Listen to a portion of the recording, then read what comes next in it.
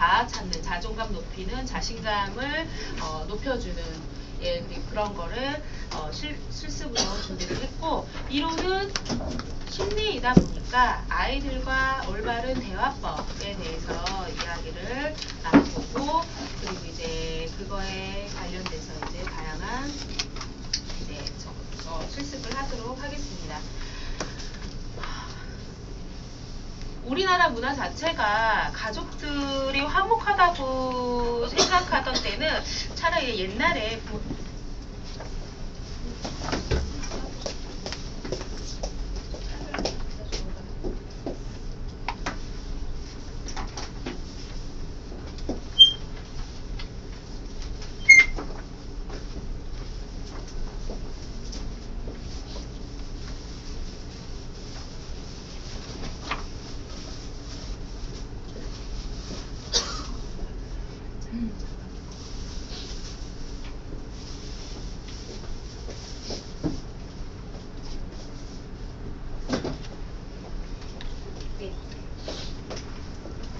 옛날에는 가부장적인 사회이긴 했는데 가족 구성원 자체가 대가족이었어요. 그래갖고 위에 할머니, 할아버지, 지금도 되게 특이한 가정이 4대 가족까지 사는 가정은 있는데 지금은 핵가족화 돼갖고 분리가 되어 있죠. 그래갖고 거의 그냥 부모님과 아이 그 정도에서 2대가 한 집에 사는 게 대부분입니다. 그렇게 하다 보니까 위에 이제 어른들 자체도 이제 가부장적일 때는 부모님의 말을 거역 안 하고 그냥 예 했지 가족이 대화를 많이 나누는 건 아니었던 것 같아요. 그냥 화목하다는 이유는 한 집에서 그냥 알콩달콩 오손도손 살았기 때문에 그냥 그런 문화 자체가 TV도 없었고 인터넷도 없었고 뭐도 없다 보니까 그냥 저녁 되면 할 게 없잖아. 그러니까 그냥 이런 얘기 저런 얘기 그렇게 해서 사는 얘기 하다 보니까 가족 간에 그나마 정이 붙고 대화가 좀 많은 시절이 있었는데 지금 같은 경우에는 핵가족화 돼갖고 또 각자 너무 바빠요. 아빠는 보통 보면은 가장이 그렇죠. 아버지 같은 경우는 일찍 새벽에 일어나서 회사에 가갖고 대부분 퇴근이야 법적으로는 법적 근로시간은 8시간 채우고 집에 가는 건데 시간의 수당을 받으려고 한 게 아니고 그때 나가면은 잘려. 그러기 때문에 대부분 하루에 8시간이 아닌 12시간 예, 10to10 전법으로 해서 그렇게 근무하지 않으면은 직장생활 하기가 어려워요. 그래서 아빠는 아빠대로 바쁘고 엄마는 집에서 살림을 하지만 요즘에는 사회적으로 진출한 엄마들이 굉장히 많아. 전업주부 아예 그냥 결혼해서 시작하면서부터 맞벌이인 부부도 많고 그리고 남자들 자체가 여자친구가 결혼하면서 직장을 그만두는 걸 두려워해요. 왜냐면 본인들이 연봉이 너무 작고 너랑 나랑은 어떻게 먹고 살겠는데 아이를 낳고 키우려면은 이게 좀 힘들다고 하더라고요. 그래갖고 네, 엄마 결혼을 하고 아이를 낳는 동안 임신을 해서 저희 같은 직업 같은 경우는 못해요. 어느 정도 이제 배가 부르기 시작하면 힘들어서 하지 못하는데 앉아서 하는 직장 같은 경우에는 한 달 막달 때까지 일을 하고 잠깐 키우고 그리고 나서 다시 나가지 않으면 잠깐이라는 거는 그냥 산후조리에서 한 3개월 그러고 나서 안 기다려져요. 그냥 법적으로는 1년을 쉴 수 있고 육아휴직이라는 게 있어갖고 제 친구는 2년까지는 쉬었었어요. 은행 다니는 친구는. 그래갖고 지방 발령을 받았어요. 어쩔 수가 없더라고요. 서울에 자리가 그때 복직할 자리가 없으면은 물어보더라고요. 여기서 그냥 더 기다릴래? 아니면은 지방이라도 들어갈래? 근데 그 자리도 안 나올 수도 있는 거니까 그래갖고 그냥 복직을 하더라고요. 그래서 아이하고 걔도 원래는 1년을 더 키우려고 했는데 남편이 일반 직장인도 남편도 원래 육아휴직이 있어요 법적으로. 그런데 그거를 쓰지를 못해갖고 부랴부랴 그냥 대충 아이 맡겨놓을 때 찾아갖고 맡겨놓고 그리고 나서 이제 직장생활을 하는 애를 봤어요. 그래서 엄마 아빠가 다 바빠. 집에서 놀아도 바빠. 엄마도 왜냐면은 아이 보내놓고 학부모 이런 분들하고 카톡을 해. 그래갖고 만나서 밥 먹고 선생님 욕도 하고 요즘 돌아가는 안 온 엄마 씹어야 되고 그리고 요즘 돌아가는 학원 동향이나 어떠한 게 그래서 그런 거를 정보를 주고받고 하는데 사실은 정보 주고받는 거는 잠깐이고 밥 먹고 차 마시고 놀고 욕하고 예 그거가 이제 주 일이기 때문에 집에 있다고 해서 엄마가 그렇다고 해서 우리 아이 오면은 뭐 저기 이렇게 맞아주고 뭘 준비하지 이런 엄마 과거에 그런 엄마는 없어요. 예 그리고 아이들도 유치원 때부터 징그럽게 학원을 많이 다녀. 자의에 의해서 다니지는 않지 대부분. 노는 거는 자의에 본인도 좋아서 하는 거지만 학습 쪽에 있어서 우리나라 학부모들이 학구열이 굉장히 높죠. 높다 보니까 일찍부터 학원 문화에 빠져들어. 그래갖고 끊임없이 제 딸도 일찍 들어온 날 5시 정도에 스케줄 끝나고 보통 7시 정도에 스케줄이 끝나요. 그리고 늦을 때는 8시까지를 해요. 그러면 이제 그때 들어가서 씻고 이제 밥은 안 줘. 할머니가 살찔까봐. 아주 그런 독한 그런 게 있어갖고, 왜냐면은 애가 너무 성장이 빠르니까 성장수증 걸릴까봐 걱정이 돼갖고 6시 이후에는 간단한 과일 아니면은 절대 할머니가 안 줘요. 예, 그렇게 해서 훌륭하신 할머니세요. 예, 그래갖고 날씬하게 잘 자라고 있어요. 그런데 너무 크니까 키가 초등학교 4학년인데 이제 그 뷔페집 들어갈 때 중학생으로 자꾸 돈을 받으려고 지금 성인이거든요. 화를 내요 제가. 초등학교 4학년 올라간다고 4학년. 그래서 학교에서 뭘 증명서를 갖고 싶어. 150 넘은 지가 한참 됐어요. 걔는 4학년인데 이제 11월생이다 보니까 이제 3학년 애들하고 똑같아야 되는 키는 6학년 키를 갖고 있으니까 240이에요. 발도 저보다 더 커요. 이제 제 신발은 못 신어요. 얻어서. 옛날 작년까지만 해도 아직은 복 같은 거 아예 바닥에 없는 거 있죠. 그런 거는 주고 그랬는데 지금은 이제 걔 운동화 나이키네 240이지. 너 아마 올 가을 되면 못 신을 거야. 잘 신고 엄마한테 물려줘. 내가 그랬어요. 보세는 엄마는 안 받고 나이키니까 왜 물러받겠다고. 예. 그렇게 하다 보니까 모든 사람들이 너무 바쁘고 그리고 그러니까 가족 간에 대화하는 시간이 없어. 옛날에는 밥상머리 앞에서 밥을 먹을 때 입 다물고 빨리 먹고 빨리 일어나야 돼. 그런데 지금은 신가족 문화, 밥상머리 교육은 밥상에 둘러앉아서 하루 동안에 아니면 한 주 동안에 아니면 그동안 있었던 그런 여러 가지 이야기를 가족끼리 대화로서 나누고 그러면서 이야기, 소통, 그런 걸 통해갖고 서로 가족을 이해하자 이런 문화가 굉장히 지금은 많이들 하라고 많이 해요. 그런데 그게 사실은 어렵죠. 아침에 이렇게 식탁이나 이렇게 보면은 아빠는 밥상도 여러 번 차려. 엄마도. 왜냐면은 아빠와 그리고 아빠하고 아마 중고등학교 다니는 아이들하고는 비슷하게 아마 스타트를 할 거고 거기에 초등학교 유치원 아이들은 좀 늦잖아요. 그렇게 하다 보니까 아빠는 신문 보고 조간지 봐야 되잖아. 그리고 언니 오빠 중학교 고등학교 다니는 자녀가 있으면은 단어장이나 그쵸 단어장 뭐 영어나 이런 수학 공식 이런 과학에 이어서 본인이 외워야 되는 책 보면서 밥을 먹어요. 그러니까 꼬맹이 막내가 있다들 자기도 할 말이 없어. 그렇지만 굳이 누구하고 얘기할 게 없어. 그러니까 각자 그냥 밥 대충 먹고 그냥 각자 또 보면서 식탁에서 대화를 하는 게 아니고 각자의 볼거리를 봐요. 그리고 엄마는 설거지하고 뭐 정리하고 하면서 잔소리를 계속 하죠. 네, 그게 문화예요. 그러니까 솔직히 오늘 아동과의 올바른 대화법을 나눴다고 해서 집에 와서 우리 한번 같이 엄마하고 같이 아이 컨택하면서 우리 대화를 나눠볼까 하고 시도는 하지는 마세요. 아이들이 싫어해요. 평상시 때 하던 게 아니기 때문에 엄마 뭐 잘못 먹었어? 그래서 남편 같은 경우에는 혹시 뭐 잘못한 거 있는 거예요. 눈빛을 들면서 내가 혹시 주식에 살짝 투자한 게 뭐 알았나? 누구 통해하고 이런 거 비자금 뭐 하다가 저거 했나 해서 지레 겁을 먹어요. 그래서 이런 가족 옛날에는 안 그랬는데 지금은 가족 간에 이렇게 마주보고 대화한다는 것 자체가 솔직히 되게 어려운 게 됐습니다. 그렇다 보니까 우리 아이가 무엇을 생각하는지 어떠한 생각을 갖고 생활을 하는지 학교에서 친구 간의 관계는 어떤지 그리고 이 아이가 집에서 말고 형제 간에 있었던 거 이런 거 말고 바깥에 나가서 타인에게 하는 행동이나 이런 말 이런 거는 어떤지 전혀 몰라요. 그렇다 보니까 내 속에서 낳고 나랑 한 입을 덮고 살지만 큰아들과 작은 자녀들은 모른다는 거야. 그래서 아이가 크게 무슨 사고가 나서 학교에서 연락이 왔던가 경찰서에서 연락이 왔던가 학원에서 요즘 학원이 제일 먼저 연락 줘요. 네, 사교육 기관이 가장 연락 빨리 줘요.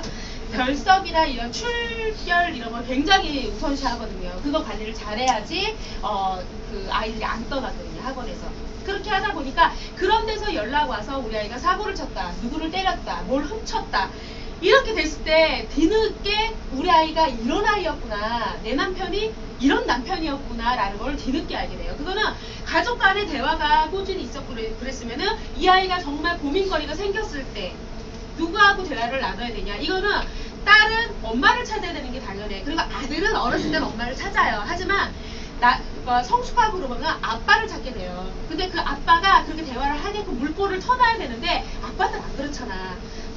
아들하고 남편하고 소파에 앉아놓으면은 네, 계속 리모컨 그냥 그리고 아들은 왜 TV는 켜놓는지 모르겠어. 스마트폰 이러다가 아무 말 안 해. 그리고 이제 각자 들어가. 그래요.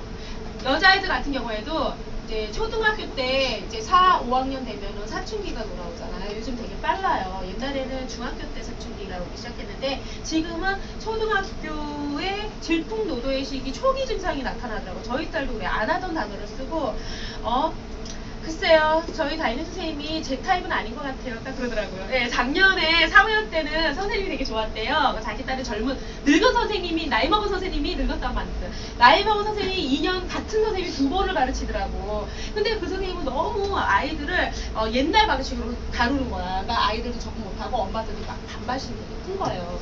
그냥 있는 자리에서 아이 머리통을 때려버리고 책으로. 네, 그거를 또 이제 얘기하고. 그러니까 그런 막 욱하는 이런 거를 어차피 저 테이프 얼마 안 남았는데 뭐 이런 게 있나 봐.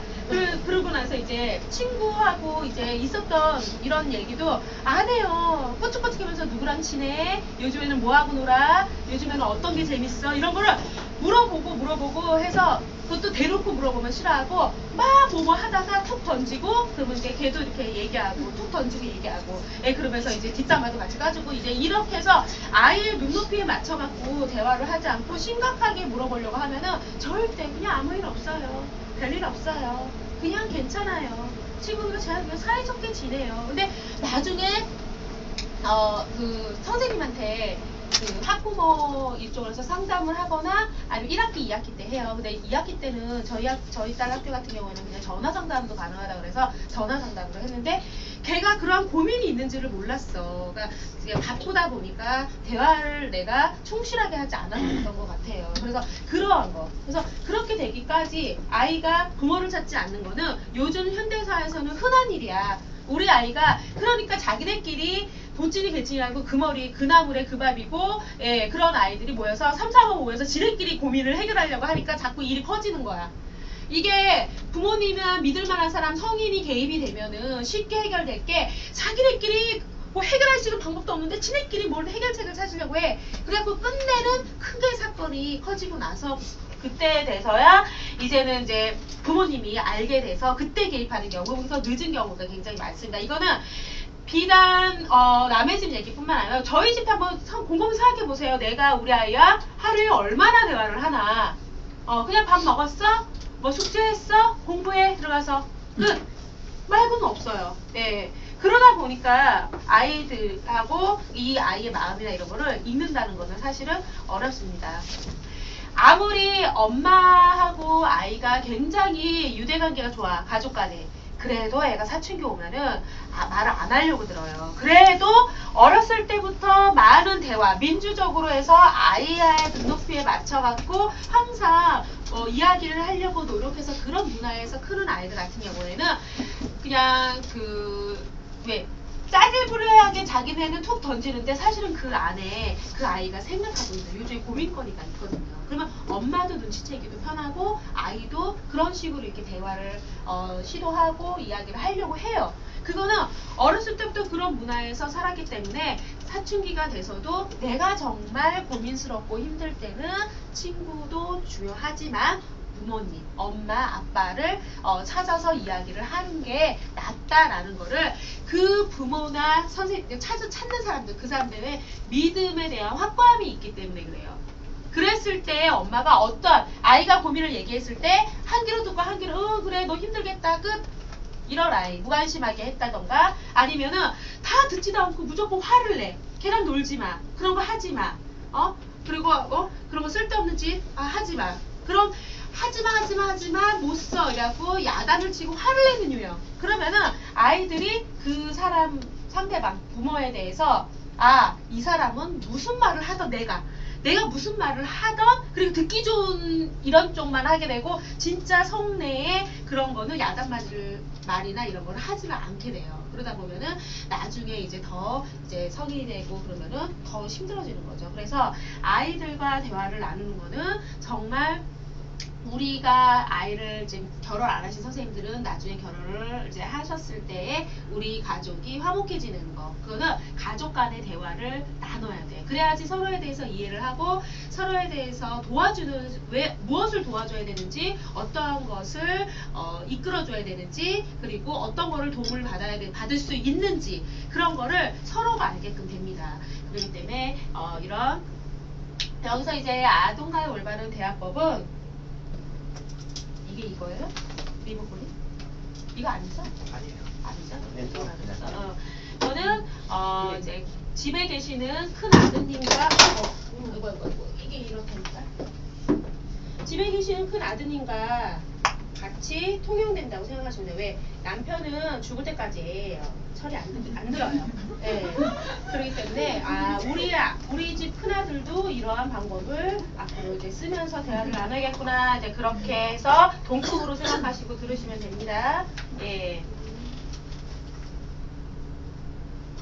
자, 아이와 함께 대화에 참여하도록 한다 해서 말을 하지 않는 아이에게 접근하는 방법에서 7세 이하 이런 아이들은 모랄론적인 사고에 입각하여 아이가 좋아하는, 이거는 단순하게 손 인형뿐만 아니라 아이가 좋아하는 대상체를 갖고 대화를 시도하는 게 굉장히 좋아요. 그래서 손인형을 움직이면서 인형이 이야기하듯이 아니면 대상체가 이야기하듯이 그렇게 해서 아이들과 대화를 나누면은 이상하게 유치원 아이들까지는 살아있다고 생각을 해요. 그냥 그 속에 사람이 들어있다는 걸 알면서도 인형, 토끼 탈 쓴 사람, 호랑이 탈 쓴 사람이 투입이 됐을 때, 이건 7세반 아이들을 투입을 시켰어요. 무슨 짓을 하나. 그래서 아이들이 믿나 안 믿나. 그래서 토끼하고 이제 선생님이 소개시켜줘요. 얘들아 안녕. 오늘은 우리 개나리반에 토끼 친구하고 호랑이 친구가 놀러 왔대요. 새 친구가 왔을 때는 어떻게 해야 되지? 반갑게 인사해야 되지? 오케이. 그리고 나서 이제 어떻게 하나, 이제 선생님은 빠지고 실험 카메라를 하는 거야. 그래서 이 아이들이 딱 보니까 호랑이가 자꾸 토끼를 건드리면서 이러면서 괴롭히면서 토끼가 갖고 노는 장난감을 빼서, 그랬더니 토끼가 막 우는 거예요. 그랬더니 어떻게 하나 봤더니 7세 아이들을 딴에는 굉장히 똑똑한 척한다? 굉장히 똑똑한 척해요. 그런데 걔가 와서 이러는 거야. 딱 와갖고 화내는 거야. 화를 내는 게 아니고, 호랑아, 토끼는 약간 친구잖아. 때리고 그러면 안 돼. 장난감은 우리 같이 이렇게 나눠갖자. 그리고 토끼한테 가서 위로를 하는 거예요. 토끼야, 속상하지? 호랑이가 원래 그런 애가 아닌데 이상하게 그랬나봐. 우리 같이 무슨 거야? 우리 토끼하고 호랑이하고 우리 같이 재밌게 놀자, 이러는 거야. 그러니까 자기네 딴에는 7살은 되게 많이 컸다고 생각하는데, 토끼하고 호랑이하고 탈을 쓴 엄청나게 그런 동물이 어딨어. 실제로 보면은 사람보다 더 작잖아요. 그런데 그 아이들 눈에는 그게 대상체를 보는 거예요. 그게 불활론적인 사고라고 합니다. 그래서 그게 유치원에서 초등학교 올라가면 없어져요. 예, 없어지기 때문에 유치원 아이들에게 해당되는 말입니다.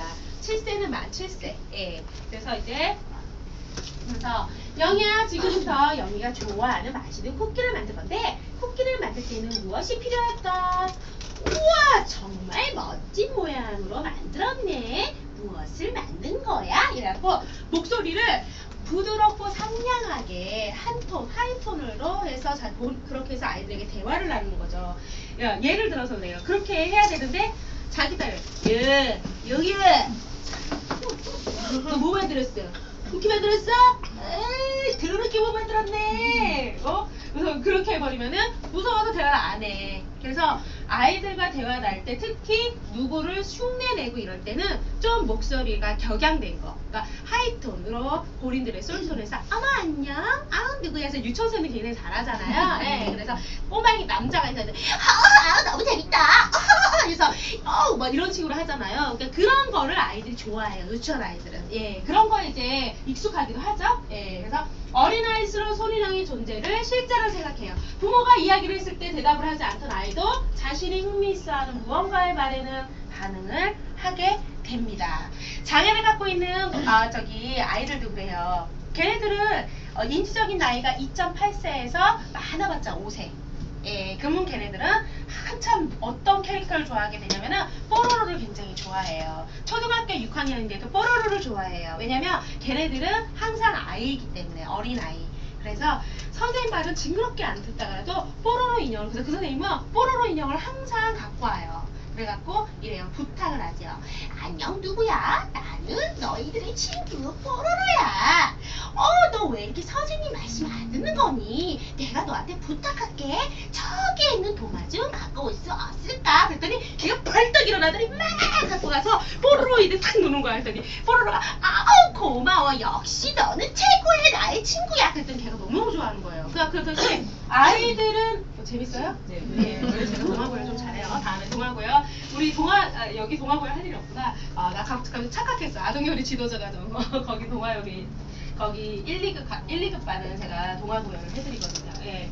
그래서 이제 그랬던 아이에게도 본인이 좋아하는 누군가가 본인한테 말을 걸고 그리고 같이 놀아주고 칭찬을 해주고 친구하자고 하고 이러면 굉장히 좋아한다는 뜻이에요. 예. 그래서 근데 초등학교 올라가면은 그랬다가는 눈총 맞아요. 아이들 굉장히 싫어해요. 그래, 자기 딴에는 한 6, 7살만 돼도 특히 동생이 태어나면 그래요. 엄마 저 아기 아니에요. 잠깐은 그래요. 애기짓해요. 왜? 사랑이 뺏겼잖아. 그래서 빨대질 잘하던 애도 갑자기 젖병 안 주면은 땡깡 쓰고 그래서 젖병 사다가 왜 어쩔 수 없어. 그리고 이불 막 뺏고 덮어놓고 비계 덮어놓고 엉덩이로 깔고 그런 거 많이 해요. 죽이려고 하는 건 아니에요. 그러니까 그런 의도는 아니에요. 근데 네, 둘째가 태어나면 첫째 아이들은 이제 동생 탓이라고 해서 자기 사랑이 뺏겼기 때문에 걔가 이뻐 보이는 게 아니고 눈에 가시야. 그래서 이제 그런 행동을 하기는 해요. 그런데 아이들이 초등학교 딱 들어가면은 갑자기 불알론적 사고가 탈피가 돼버려. 그때부터 에이 거짓말, 에이 아니에요, 에이 뭐 이런 식으로 해서 아이들이 그런 이제 불알론적 사고에서 벗어나서 동심의 세계가 이제 벗겨진다고 생각하시면 됩니다. 그래서 초등학교 이상의 아이들한테는 질문을 한 후에 잠시 기다려주는 리더. 이게 왜 그러냐면 아이의 입장에서는 재촉을 받으면서 자신의 생각을 정리할 시간이 없다 보면은 그래요. 엄마들은 되게 답답한 게 뭐냐면은 말을 스타트하는 동시에 답을 30초 안에 원해야 돼. 안 그러면 화를 내요. 엄마 말을 알겠잖아? 너가 지금 엄마 우습게 하는 거야? 이거 안 되겠네? 너 지금 저기 무릎 꿇고 손 들고 있어. 쭈 안 들어? 몽둥이 갖고 와. 이래버린단 말이야. 그러니까 그 모든 단어가 3분 안에 다 해결해야 돼. 예, 그러니까 매들 때까지 1분 조금 넘게 걸려요. 3분은 잘 안 걸려요. 그렇기 때문에 아이가 입장에서는 정리할 시간을 주는 거예요. 물론 눈빛이 흔들려요. 근데 이게 초등학교 저녁까지 눈빛이 흔들리는 게 보이는데 요즘 아이들이 고학년이 되면 눈빛도 안 흔들려. 엄마를 똑바로 응시하면서 거짓말을 해요. 아카데미 애들 다 요즘 애들 아이돌인가 봐. 태생적으로 연기를 잘하는 것 같아요. 그러기 전에는 애들이 대부분 이제 그 잘못을 하면은 얼굴색이 변하면서 울그락불그락하면서 식은땀이 나고 그리고 눈빛이 흔들리면서 절대로 정면을 안 봐요. 이렇게 보거나 이렇게 봐요. 그리고 손을 자꾸 만지작거리면서 몸을 베베 꽈요. 그런 행동을 보여. 굉장히 귀여운 거죠. 하지만 초등학교 아이들은 잘 안 그렇죠. 그렇기 때문에 엄마가 질문한 다음에 생각할 시간을 주는 거는 본인이 거짓말로 얘기를 하던 아니면은 본인이 무슨 일을 잘못했나 그런 거를 곱씹으면서 무슨 얘기를 해야 될까 하는 그런 시간을 주는 거야. 그래서 아이들에게 대답을 재촉하지 말아야 한다는 거. 그리고 이제 중요한 거는 근데 계속 기다려? 아니야. 그쵸? 어느 정도 기다렸는데 아이들이 이야기를 안 해요. 그러면은 첫 번째는 한 번 더 다시 구체적인 상황들로 물어보라는 거야. 왜냐면은 어른들이 하는 말과 아이들이 하는 말이 달라. 그리고 완성도가 달라요. 어른들은 축약된 말, 은유적인 말, 그런 것도 많이 쓰고, 엄마들끼리 대화하면 굉장히 어려운 대화를 쓰는데, 아이한테 물어봤을 때, 특히 초등학교 저학년 아이들 같은 경우에는, 엄마가 도대체 무슨 의도로, 이거를 물어보는지 단어 자체나 문장 자체, 완성된 문장 자체가 어렵다고 느껴질 수가 있어요. 그럴 때, 구체적으로 내가 너한테 무엇이 궁금한지에 대해서 아이들에게 다시 한번 물어보는 거. 그게 진짜 중요한 겁니다. 그래서 아이의 경우는 어떠한 느낌인지 알겠는데 말로 어떻게 내가 그 느낌을 하는데 어떻게 말로 표현할 길이 없네. 그런 느낌을 받을 수가 있어요. 왜냐면은 그거를 엄마가 알아듣게끔 얘기할 자신이 없어. 왜? 본인 딴에는 대답을 하는데 장난쳐? 엄마 그래요. 너 지금 장난해? 이해를 못하는 거죠, 엄마도. 본인은 굉장히 자기 생각에서 있는 문장과 아는 단어를 다 조합시켜갖고 얘기를 했는데 엄마가 듣기에는 성의 없이 들릴 수도 있다는 거야. 왜? 아이들이 완전한 성인에 가까운 문장체를 쓰진 않잖아요. 그렇기 때문에 그런 거를 항상 염두에 두세요. 그리고 엄마들은 그래요.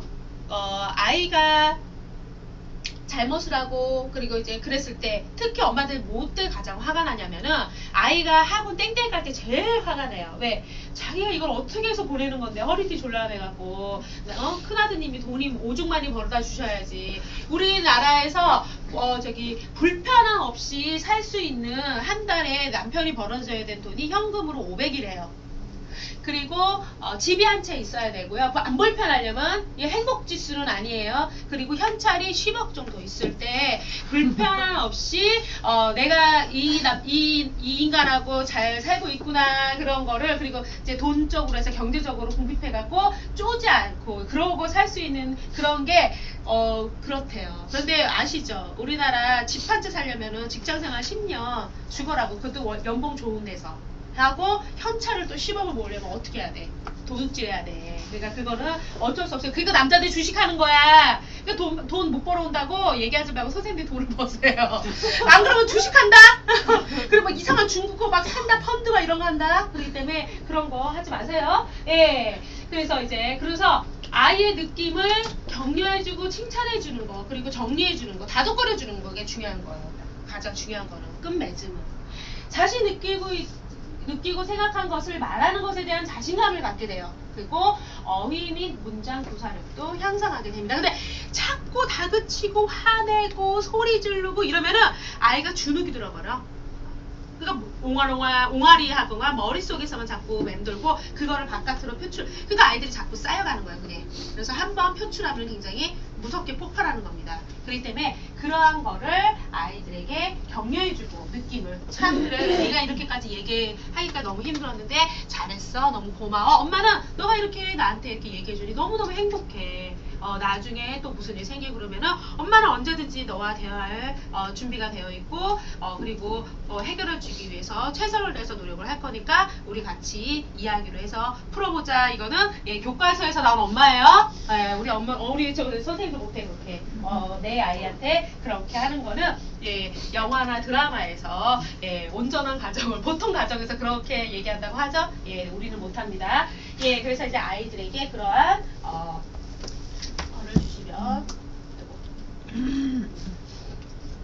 자, 아이와 눈높이에 맞춰서 대화한다 해서 유아기의 의사소통의 특징.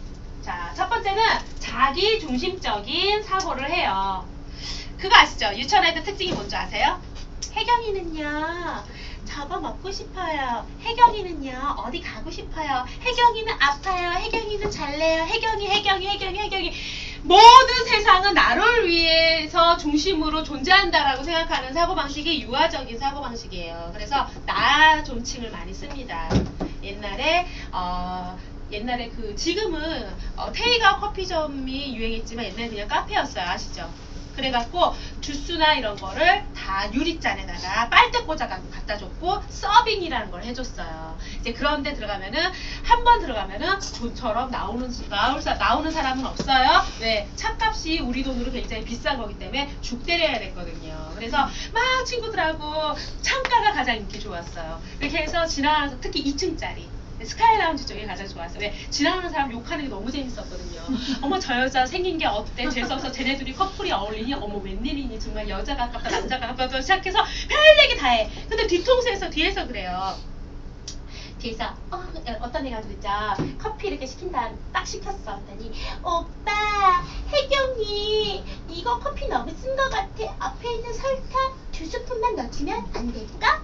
그래서 이렇게 딱 했더니 혜경이는 이 커피가 너무 맛있어. 우리 오빠가 타줘서 죽여버리고 싶었어요. 사실은. 하지만 지금에서 아이들 깨달았어요. 저는 그때 그 여자는 유아기적 자기중심적인 사고에서 탈피 못한 어린 존재감이었구나. 그래서 다음에 그래요. 어린 친구들이 그런 사람이 옆에서 이렇게 하면 아우 속에서 이제 주먹을 이렇게 쥐어서 올리겠지만 항상 그렇게 하세요. 여자분은 유아적인 자기 중심적인 사고에서 벗어나지 못한 미성숙한 인간이기 때문에 성숙한 내가 참아야겠구나 그렇게 생각하시면 돼요. 예, 웃자간 소리예요. 예, 그래서 타인과의 대화에서 의사소통할 목적은 없어요. 그냥 혼자 계속 독백을 하는 거야. 주저리. 어머, 얘네들 웃기다. 어머, 커봐. 이석에. 어머, 물이 차갑네. 어머, 너무 춥겠다. 옆에 있는 거. 어머, 커봐. 어머, 너는 커피가 들어있네. 어머, 뜨거워. 너 지금 뜨겁지? 이거야. 그러니까 아이들 자체가 세상에 모든 거를 복백과 같이 이야기를 합니다. 중얼. 그래서 비 맞은 땡중 마냥 중얼거린다고 하죠. 그리고 자신이 하는 말을 상대방이 이해하든 못하든 상관없어요. 걔네들은. 그냥 자기 말만 하면 되는 거예요. 그래서 이 시기에 물활론적인 사고, 삐아제 인지이론에 나와 있어요. 그래서 생명이 없는 대상이 생명이 부여했다는 그런 물활론적인 사고가 입각해서 이 아이들에게 특히 이제 물활론적 사고가 무궁무진하게 피어오를 대화가 그래도 조금 될 만한 3, 4세 아이들 이런 아이들은 너무 영혼이 맑다 못해 우리 이제 음식 같은 거 해줄 때도 신경을 되게 많이 써주셔야 돼요. 얘네들은 모든 세상이 도놀이 비에 피거든. 꼬사 안녕. 오늘따라 잠깐만 이거 지금 어느 프로에서 본 것 같은데? 코빅에서 장도연이 그러잖아요. 어머 바람씨 오늘따라 뭐 이런 거 맞아요. 아이들이 그런 짓을 많이 해요. 예, 바람씨 하면서 예, 어머 바람아 오늘따라 너무너무 좋아. 아 세상은 너무 행복해. 유치원에 갔던 선생님이 그래요. 삐약삐약 병아리는 우리 친구예요. 꽃도 우리 친구고 그리고 돼지도 우리 친구고 꿀꿀꿀 아기 돼지면서 동화구연도 해줍니다. 그러니까 우리 친구들이 세상의 모든 동물과 물고기와 생물들은 누구 친구? 내 친구. 그런데 엄마가 아이에게 물에다가 삼계탕을 끓여주죠. 근데 딱 올라왔는데 아이가 울어요. 왜? 목이 달아났어요. 첫 번째. 그리고 털을 다 몽창 뽑아버렸어 엄마가. 그리고 그것도 더 심한 게 온 다리와 팔을 뽀고 묶어놨어. 다리를 이렇게 꽉갖고. 그리고 더 무서운 거는 엄마가 배를 갈라고 그 안에다가 막 물 넣어놨어. 그러니까 으악 하고 울어요. 왜? 내 친구를 엄마가 죽였거든요. 예, 그런데 치킨은 먹어요. 참 웃기죠? 분해된 치킨을 먹는다는 거죠. 왜? 걔는 조합된 내 눈으로 본 통닭이 아니거든요. 그래서 그런 거. 그리고 물고기는 내 친구야. 어떤 아이가 엄마가 시간이 없어서 그냥 기름에다가 튀겨갖고 전체 통으로 해서 올려놨어요. 애가 앞에 있는 상추로 머리를 덮어놓은 거예요. 왜? 죽었다고. 엄마가 기름에 2번 튀겨서 죽였대요. 그래갖고 차마 그 슬픈 눈빛, 그 물고기와 나와 눈을 마주칠 수가 없더래요. 왜? 슬퍼서 죽었는데 우리 엄마가 살인자야. 그런 거. 이와 등등. 그래서 그때는 아이들이 식습관 같은 거 할 때도 구분을 줘야 돼. 얘는 먹기 위해서 그걸 이해를 시켜야 돼요. 그래갖고 그거 트라우마로 남는 아이들도 있어요. 엄마가 통으로 튀겨낸 그 물고기를 보고 그 다음부터 옛날에 하루가 그랬잖아. 하루. 누구죠? 타블로. 네, 타블로. 그래서 걔 옛날에 생선 그런 거 안 먹었어요. 처음에 물고기를 너무 좋아하다 보니까 물고기를 먹는 것 자체를 거부했어요. 예. 그때 이제 걔가 이제 어렸을 때죠. 그런 사고를 갖고 있다는 겁니다. 그래서 유아기 때 대화 시 주의할 점은요. 아이의 미발달된 사고 부분을 일부러 지적을 하게 되면은 아이들이 어떻게 되겠어요? 순수한 감정 그게 없어져요. 동심이 깨진다는 뜻이에요. 그렇기 때문에 그런 감성을 존중해주는 융통성이 필요한데 그래서 이제 우리 아이가 조금 크기 시작하면 그걸 이용하죠. 엄마 엄마 곰돌이가 콜라 먹고 싶대요. 그래? 곰돌이한테 전해. 콜라 먹으면 배 나오고 있었고 키가 큰다고? 예, 그렇게 맞대응을 해줘야 되는 거야. 그래서 곰돌이 같은 소리 하고 있네. 네가 먹고 싶은 거잖아. 이러면 아이가 이제 그다음부터 이래요. 대화를 안 합니다. 예, 그래서 그러한 대화법 굉장히 중요해요. 예, 곰돌이한테 전해라. 예, 이렇게. 예, 그래서 아이의 잘못된 부분을 너무 고쳐주려고 하면은 아이는 또 혼날까봐 되게 겁을 먹어. 자신의 순수한 감정을 해서 드러내려고 하지 않습니다. 그렇기 때문에 아이의 순수한 감성을 어느 정도 이해해주면서 아이의 잘못된 행동만 수정하는 거예요. 그래서 오은영 박사의 우리 아이가 달라졌어요 프로그램이 뜨기 시작한 거예요. 오은영 박사는 마음을 이해해요. 그랬구나. 얼마나 속상했을까. 그렇지만 잘못된 행동을 지적하는 거예요. 그래서 딱 잡고 하지 말죠. 딱 잡고 다리를 눌러갖고 아이를 옴짝달짝 못하게 하면서 쳐다봐, 선생님 쳐다봐, 하지마. 뭐뭐해서 잘못했다. 그리고 나서 안아주죠. 네가 그렇게 해서 속상했구나. 아유 그랬어. 이런 거. 그게 바로 아이의 마음은 다치지 않게 이해해주면서 네가 왜 약간 행동 수정을 하는 거야. 그게 행동 수정 요법이군요. 아이들한테 그러한 거. 그게 유아기 때는 굉장히 필요한 겁니다.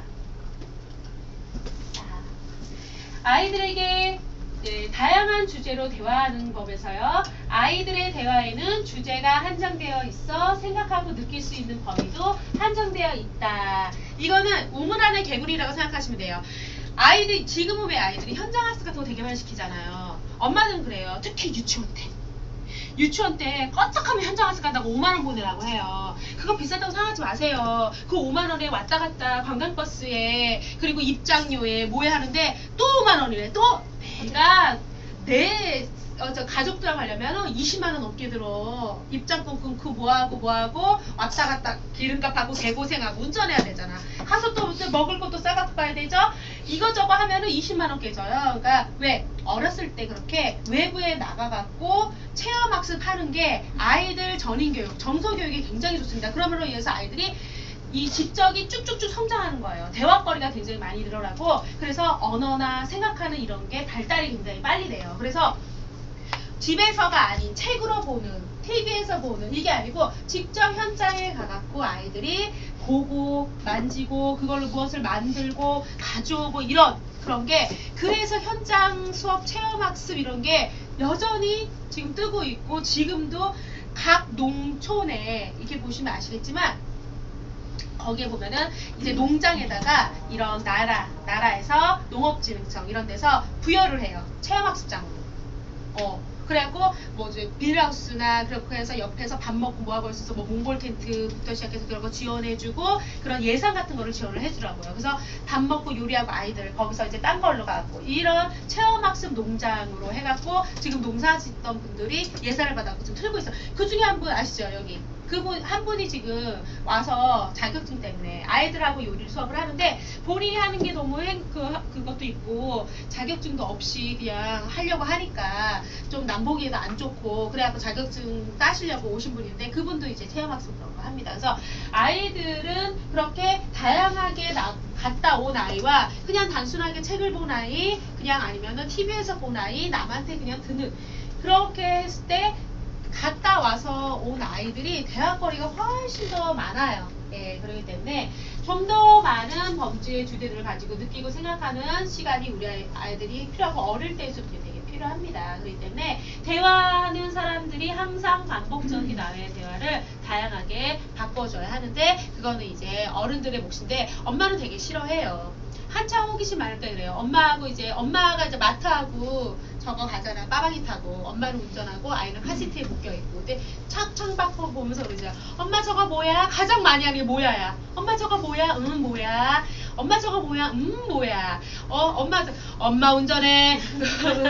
엄마 저거 장난 엄마 운전한다고 조용하라고 이러잖아요. 근데 아이들은 그 뭐야 그 호기심. 그러면 엄마가 뭐야? 그러면 근데 그것도 왜 그래? 해서 항상 궁금한 게 너무 많아 세상에 있어서. 그런 거 있어서 엄마들이 다양하게 하면서 대화의 주제도 바꿔서 해주면 돼요. 우리 친구 엄마하고 저번에는 재래시장 갔는데 우리 영숙이 뭐뭐 봤지? 근데 오늘은 엄마하고 마트를 갈 거야. 시장하고 마트하고 다른 점 있다가 엄마 같이 가서 이야기해볼까? 갔다 와서 그런 거. 그러니까 잠깐의 어디를 갔다 오더라도 그런 다양하게 대화를 주제를 그런 거를 바꿔줄 수 있는 게 굉장히 중요합니다. 그래서 만드는 이제 그런 학습 이런 다양한 놀이를 통해 갖고 주제를 나눔에 있어서요. 만드는 자료의 종류 그리고 들어가는 재료 포함시킬 교육적 요소 만드는 방법 이거에 따라서 주제가 달라집니다. 똑같은 가지를 갖고 그냥 공장놀이를 할 건지 오늘은 저 공장놀이 하려고 가지 갖고 왔거든요. 껍질 이용해갖고 하얀색 안에 있는 그거랑 머리카락하고 눈동자 이런 거 표현하려고 그걸 갖고 왔는데 그거 갖고 그렇게 해서 부분적으로 미술 그거에 쓸 건지 아니면 그거를 갖고 뭐 이렇게 이쑤시개를 이용해갖고 그 조소 쪽으로 해갖고 가지를 몸통으로 해갖고 위쪽으로 이렇게 휘어져 있는 부분을 머리 쪽으로 해갖고 옆에 무엇을 달아가고 무엇을 할까? 그래서 동물을 표현할 수도 있고 비행기나 아니면은 뭐 기차나 자동차나 이런 거를 해서 그걸로 할까? 아니면은 가지를 워낙 아이들이 안 먹어. 이거 갖고 어떠한 요리를 해줄까? 그래서 이제 그런 다양한 그래서 거기에 들어가는 교육적인 요소를 가지의 영양에 대해서 할까? 아니야, 가지가 갈색이야. 그렇기 때문에 컬러푸드 이쪽에서 그쪽으로 잡을까? 아니야. 그거보다는 가지를 깎아놓으면 어떻게 색깔이 변하죠? 갈변여사, 오케이, 채소 갈변에 대해서 아이들하고 이야기를 할까? 아니야. 뭐 이런 식으로 해서 거기에 어떠한 교육적인 요소를 할 건가?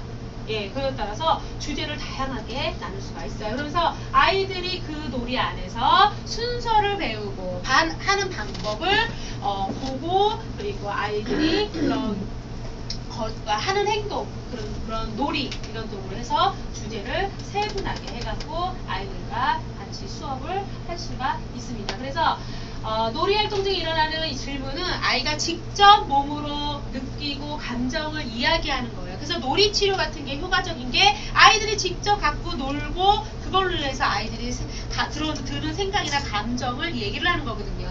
그렇기 때문에 그런 걸 통해 갖고 이제 아이들이 대답하는 게 있어서 어려움을 느끼지 않고 이야기를 할 수가 있어요. 백문이 불여일견이라고 하죠.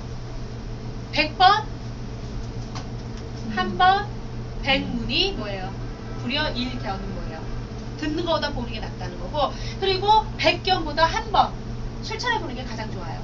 그러면 아이들이 그거에 대해서 몸으로 느끼는 거기 때문에 훨씬 더 이해하기도 쉽고 대화 나누는 것도 쉽고 느낌을 정리해서 이야기하는 것도 되게 쉽거든요. 그래서 근데 주의할 점은 아이가 그거에 관심도 없어.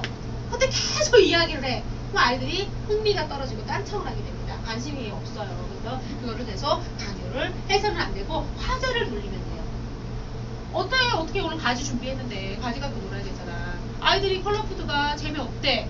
가지 영양 관심 없대. 갈변 현상 재미없대. 그러면은 그거 갖고 그냥 니네 수준에 맞게 게임하면 되는 거고, 가지 깎아서, 그래, 그러면은 스틱으로 해갖고 우리 윷놀이 할까? 그럼 가지 깎아갖고, 동글동글하게 해서, 저기 뭐지? 알이죠? 말이라고 하죠? 말 만들고, 또 길쭉하게 깎아서, 그냥 거 위에다가 이렇게 표시하면 되잖아. 그래서, 윷도 만들고, 그래서 그러면 말판만 선생님이 해갖고 하면 되잖아. 너희 그렇게 가지 갖고 뭐 저기 영양 이런 거 재미없으면 그래 선생님하고 이거 갖고 윷놀이나 육파이나 만들어서 놀자. 그러면 되는 거야. 그리고 깎아갖고 그래 그러면은 윷놀이 그런 거에서 재미없으면 우리 주사위 돌리기 할까? 그러면 그거 깎아갖고 네모나게 해서 거기다가 점만 찍으면 되잖아. 뭐 저기 뭐 4개 해서 그 주사위 돌리는 거. 그걸로 해서 게임이나 할까? 아니면은 이걸로 공장놀이나 할까? 예, 그렇게 해서 하면 돼요. 예. 그래서 이제 아이들이 자신이 눈으로 직접 보고 듣고 느끼고 난 후에 대화하는 것이 가장 효과적인 대화법이 되고요. 직접 경험을 하게 되면은 주제도 넓어지고 그만큼 아이의 감성의 대화법이 부드럽게 이어질 수가 있습니다. 자, 이제 아이에게 고정관념을 심어두지 않는 대화법에 대해서 이야기를 해볼까 합니다. 태어나면서 사람들은 고정관념을 갖고 태어나진 않아요. 이거는 주위의 환경이나 이런 거에 의해서 자기도 모르게 주입이 돼버린 거예요. 그게 지배를 하는 거예요. 의식을 지배해버려갖고 아닌데도 불구하고 본인은 의식 속에서는 그게 기라는 거 자꾸 느껴져. 그런데 그게 혼자만 그냥 하면 상관없이 그게 타인에게 자꾸 강요를 합니다. 그러면서 피해를 주고 사이가 안 좋게 되는 거죠. 그래서 고정관념은 본인이 아님에도 불구하고 어떤 대상처에 꽂혀갖고 거기에 끊임없이 의식을 그게 지배를 하면서 모든 행동에까지 영향을 미치는 것. 그런 거 같은 관념을 고정관념이라고 합니다. 그래서 아이들은 아직 고정관념을 갖고 있지 않아요. 그런데 부모님들이나 성인들의 고정관념들이 아이들과 대화할 때 나쁜 영향을 미칠 수도 있어요. 그렇기 때문에 조심을 해야 돼요. 그래서 놀이를 할 때는 아이가 만지면 어지럽힌다라는 고정관념이 있어요. 그래서 엄마들이 집에서 아이들과 요리하는 걸 두려워합니다. 네, 그게 굉장히 좋다라는 것도 알아요. 확실히 집에서도 엄마가 같이 아이와 같이 요리를 하면은 먹지 않던 콩나물도 먹게 되고 적극적으로 더 아이가 이제 먹으려고 하는 의지도 보이고 해서 좋은 거는 아는데 그리고 대화도 많이 나누고 콩나물이 어때? 그 뭐같이 생겼어? 그러면은 그 음표같이 생겼죠. 그래서 도레미파 솔라시도 여기서 노래도 그냥 불러줄 수 있고 같이 그렇게 노는 게 아이가 너무 좋다라는 건 알아. 그런데 그러고 나면은 곤죽돼 버리죠. 딱 한 줌만 줘요. 그냥 한 줌. 그 아까 머리 따고 꼬리 따고 몸통밖에 안 남아. 예, 그래서 그거를 그냥 같이 넣어줘. 요리할 때. 그거 넣는다고 해서 크게 뭔 일 나진 않잖아. 그죠? 그러면 이제 아이들은 본인이 다 만든 콩나물에 무침이 되고 콩나물국이 되는 거예요. 그래서 그런 거. 하지만 이제 그게 힘들다라는 건 고정관념이 있기 때문에 안 되는 거예요. 그래서 내가 저것을 통해서 무엇을 느낄 것인가 배우고 있구나 그런 생각이 굉장히 필요합니다. 그래서 이제 그게 힘드니까 저희 같은 직업이 생겨나기 시작한 거예요. 좋다라는 걸 알지만 내가 그거를 좋게 해줄 수는 없다라는 걸 알기 때문에 계속 빅마마가 미국에 살 때 남편이 그렇게 속을 새겼다고 하더라고. 집에서 잘 부부 사이 관계가 그렇게 크게 좋지는 않았대요. 그래서 자기는 그 외로움과 그리고 아이들을 굉장히 사랑했기 때문에 요리를 아이들과 정말 많이 했대요. 대화도 많이 나누고 같이 요리하면서 그나마 남편이 집에 들어오는 이유가 그거였대요. 집에 들어오면은 도마질 소리, 칼질, 똑똑똑똑 그 소리, 그리고 음식 익는 소리, 냄새 그게 그렇게 좋았대요. 그래갖고 그나마 집에 들어올 수 있었다고 하더라고요. 이제 그런 얘기를 이제 말씀을 하시더라고요. 그래서 우리가 이제 요리 활동함에 있어서 결과물에 대한 모양이나 그런 데를 제한을 두어서는 이제 안 되고 자율성을 부과를 하는 게 되게 중요하고요. 이런 활동하는 목적은 아이에게 좀 더 다양한 경험과 감정을 자유롭게 표현할 수 있게끔 해주는 거.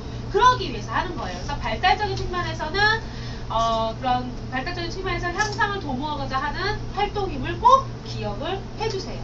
대근육, 소근육, 협응력. 이거는 태어나서 아이들에게 특히 나이가 어리면 어릴수록 협응력이나 소근육이 이렇게 떨어지죠. 장애를 갖고 있어도 그렇고 노인분들도 대근육 떨어지고 소근육 떨어지고 그리고 협응력이 떨어져요. 생각하는 거를 행동으로 하는 그런 게 떨어지기 시작하죠. 그거는 퇴행을 했거나 미발달됐거나 장애가 있거나 똑같아요.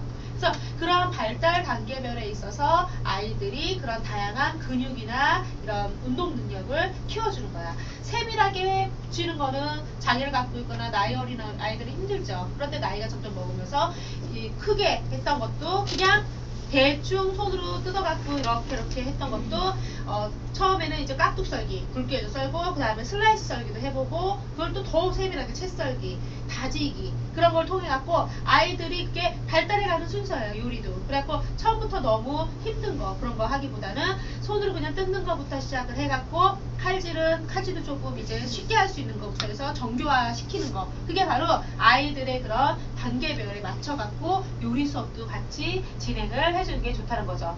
아이에게 엄마가 원하는, 선생님이 원하는 모양대로만 만들기만 강요해. 그건 주입식 교육이죠. 그러면은 감성의 폭이 줄어들어요, 아이들은. 그러면서 정서 발달 장애를 줄 수가 있습니다. 예. 그래서 아이의 감성을 길러주려면은 고정관념을 주는 것보다 아이에게 자유로운 감정을 얻고 나타날 수 있도록 도와주는 거. 그게 좋고요. 요리에 있어서 그런 창의적인 수업은 그래서 중요한 거예요. 똑같이 사람을 꾸미더라도 그냥 색깔을 딱 보니까 그게 가지가 있어. 그럼 전 가지를 할래. 왜? 머리 색깔이 이거니까. 근데 안 그럴 수도 있잖아. 거기에 다른 색깔로 하면 뭐가 어때? 본인이 아닌 내가 하고자 하는 그 두발 자유가 없고 염색의 자유가 없으면은 거기 표현하는 나는 좀 더 화려했으면 좋겠고 좀 더 이뻤으면 좋겠고 좀 더 날씬했으면 좋겠어. 그거는 자기가 창의적으로 해서 머리도 막 그 당근하고 뭐 파프리카 이런 거 뭐 새싹 이런 걸 섞어갖고 좀 컬러풀하고 좀 멋지게 눈을 하나 하더라도 조금 더 다양하게 코를 하나 하더라도 몸체를 만들더라도 다양하게 하는 거 그게 진짜 중요하거든요. 그런 거를 키워주는 그런 창의력 그런 게 이제 아이들에게 자유로운 감정을 이제 나타낼 수 있는 표출할 수 있는 게 바로 요리 수업에 있어서 창의적으로 꾸미는 시간. 하지만 요리하는 순서는 그걸 맞춰야 돼. 그래야지 나와. 그쵸? 그래서 이제 그런 순서는 지키되 꾸미고 이런 거는 아이들에게 자율권을 주는 거. 네. 그게 가장 중요합니다. 그리고 아동의 꿈을 키워주는 대화법에서 아이는 부모와 대화를 통해서 세상을 사는 방법을 배워요. 부모는 가장 아이들에게 처음 만나는 세상이고 그리고 거울이에요. 그렇기 때문에 부모와의 어떠한 대화를 통해서 자신의 목표를 결정하고 자신이 살아가야 할 미래를 개척을 합니다. 하지만 부모들은 그래요. 항상 아이들에게 본인이 못다 이룬 꿈을 강요할 수도 있고 그리고 세상을 살기 위한 돈 잘 버는 직업 그리고 돈 잘 버는 직업도 중요하지만 안전빵인 직업 길게 가는 거 공무원 그래 좋아요. 공무원 너희 꿈은 뭐하니 했더니 저는 구급공무원이야. 공부를 얘가 그닥 똑똑하게 가진 않지만 구급 공무원까지 하면 초봉 연봉 1,800부터 시작하긴 하지만 나중에 뭐 학자금 대출도 좀 된다고 하고 퇴직금이 있으니까 구급 공무원이셔. 저는 초등학교 선생님이요. 왜? 엄마가 여자 직업 중에 초등학교 선생님만큼 좋은 게 없대요. 예. 그런 거. 그래서 엄마가 꿈을 아이들에게 목표를 정해줄 때 어떠한가요? 근데 어렸을 땐 그러죠. 남자아이들은 무조건 큰 거 좋아해. 버스 운전기사. 엄마는 장난쳐? 내가 지금 너를 어떻게 해서 키우고 있는데 고작 버스 기사? 하지마! 할 거면은 비행기 기장을 하던가 그래버려요. 근데 아이들 눈에는 빨간 불자동차 너무너무 좋아해요. 그래서 소방관 그리고 무섭지만 도둑 잡고 하는 경찰 그리고 가장 본인이 자주 보는 차 중에서 남자애들 차 되게 좋아하잖아요. 그래서 요새도 타이어가 나와서 더 난리야. 그래서 버스 운전기사 한 번쯤 다 해보고 싶다고 해요. 그럴 때 우와 멋지다. 진짜 그런 큰 타이어처럼 이런 큰 버스를 운전해갖고 와 시내를 다니면 너무너무 멋지겠다. 나중에 버스 운전기사 되면은 엄마하고 맨 앞에다가 태워줘. 어차피 그 다음날 되면 또 바뀌어. 아이들은 TV에서 보는 거, 책에서 읽은 거, 본인이 나가갖고 경험해와서 만나는 사람들, 갖가지 있는 직군들에서 그때그때 꽂히는 게 꿈이야. 그 때문에 그때마다 또 바뀌었어. 됐어. 이제는 네가 뭘 하든 엄마 신경 안 쓸래. 또 어차피 내일 또 바뀔 거잖아. 그렇게 얘기하면 안 된다는 거죠. 그래서 이제 부모는 아이에게 가장 가까운 사람이며 선생이고 교과서이며 거울이고 자연이며 세상의 전부라는 거. 그래서 나이가 어리면 어릴수록 세상에서 누가 제일 좋아? 우리 엄마. 그래서 키워놨더니 우리 애인 이렇게 바뀌죠. 우리 그러면 그렇게 바뀌는 거 원래. 그러니까 키울 때까지 품 안의 자식인 거예요. 초등학교만 올라가봐. 유치원에서도 그래요. 누가 제일 좋아? 병아리에서 병아리반 누가 잘생겼는데 걔가 좋아. 나중에 걔랑 결혼할 거야. 너 아빠하고 결혼하고 아빠하고 저기 산다며. 왜? 싫어. 나는 걔랑 결혼할 거야. 그래요. 결혼이 뭔 뜻인지 모르지만 하여튼 둘이 손 붙잡고 커플 선언을 하더라고요. 그러기 때문에 아이들 너무 믿지는 마세요. 그래서 좋은 대화는 꿈을 큰 아이를 만들지만 그죠? 나쁜 대화는 파괴적이고 반항적이며 자기 자신과 세상에 대해서 신뢰와 사랑을 잃어버린 불우한 아이로 만들 수가 있습니다. 반사회적인 감정을 가진 그런 사람들을 이야기하는 겁니다. 가정 환경, 부모들의 무시와 멸시, 욕설, 폭력 이런 거는 반사회적 감정을 지닌 분들이 불우한 어렸을 때에 지냈던 게 굉장히 높아요. 엄청 큰 퍼센테이지를 차지합니다. 그런 게 생기고 나중에는 그래서 사회에서도 집에서 그렇게 나한테 대접을 안 해주기 때문에 사회에 나가서 내가 대접을 못 받았다고 생각해요. 그래서 가족이 국가가 나한테 해준 게 뭐가 있냐 이거지. 그래서 자기는 그래서 응징한 거래요. 그런 반사회적 가진 사람들은 그런 감정을 다 표출하고 대부분 거기에 부모님들이 껴 있습니다. 그래서 이제 부모님들은 이제 아이의 훌륭한 코치로서의 부모의 대화로서 자신에게 바른 꿈을 이제 아이들에게 세워주고 그리고 그 꿈이 꺾이지 않도록 도움을 주어야 합니다. 꿈이 있으면은 어떤 어려움이 닥쳐도 낙심하거나 좌절을 하지 않고 앞을 향해서 끊임없이 도전하는 힘을 갖게 되는 게 사실이거든요. 그래서 이제 아이들 보고 꿈을 가지라고 하는데 고등학교 아이들에게 너의 꿈은 무엇이? 그랬더니 성적에 따라서 자기네 성적 그리고 형편 형편에 따라서 얘기를 하더라고요. 자기네 집안의 형편이기 때문에 빨리 돈을 벌어야겠대요. 그래서 대학은 야간의 전문 대학을 생각은 하고는 있는데 안 가면 안 된다고는 하니까.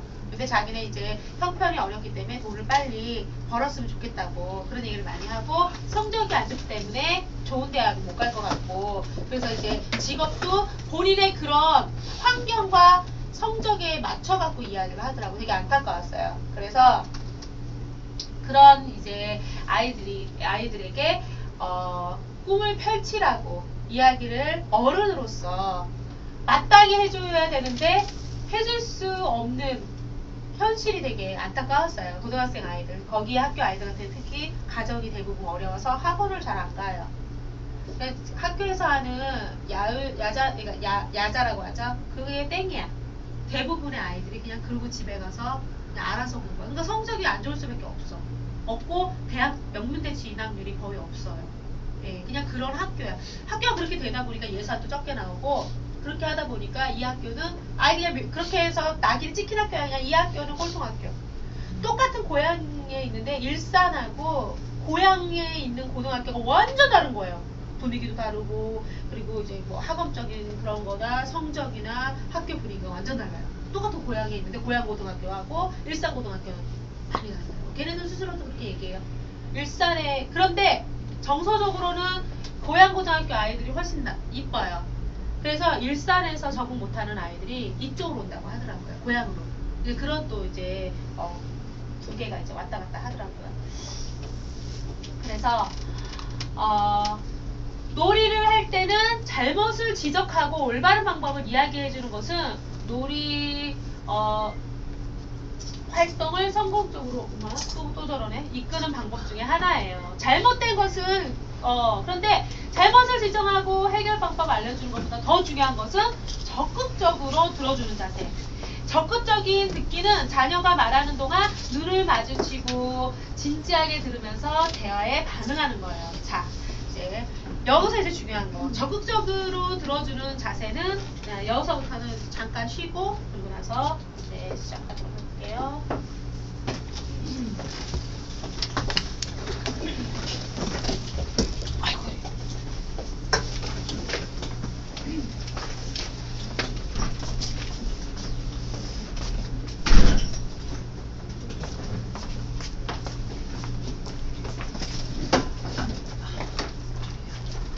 오전에 학원 갔어? 응, 오늘 잠깐 학원 갔다 와가지고. 다들 바쁘시고.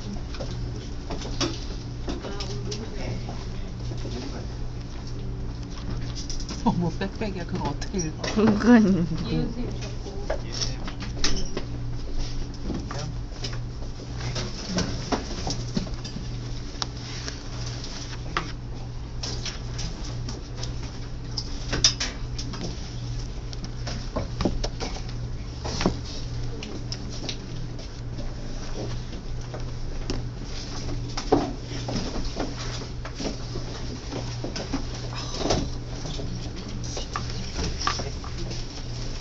이론 2시간, 실습 3시간. 실습 3분 3시간씩.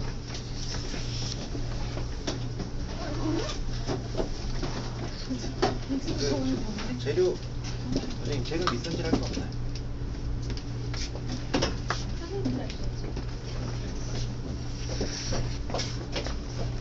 인분만 안 오세요, 인분만.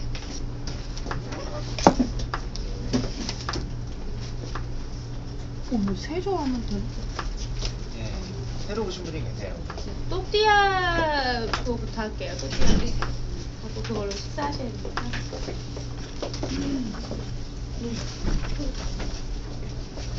네, 뭐 커피 따로 이거 드실 분 드시면 도와드릴까?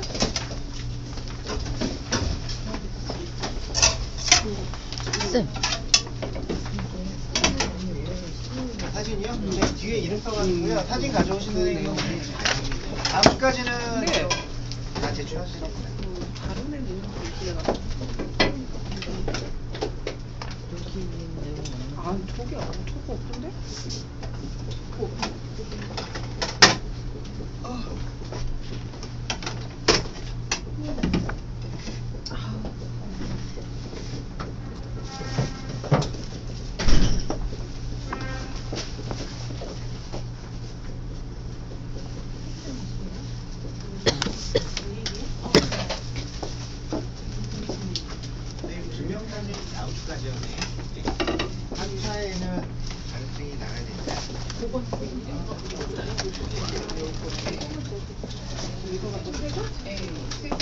예, 사진 저거 있으시면 어떻게 해? 이렇게 떠오시면 좀 힘드시면 그냥 이렇게 하면 돼요.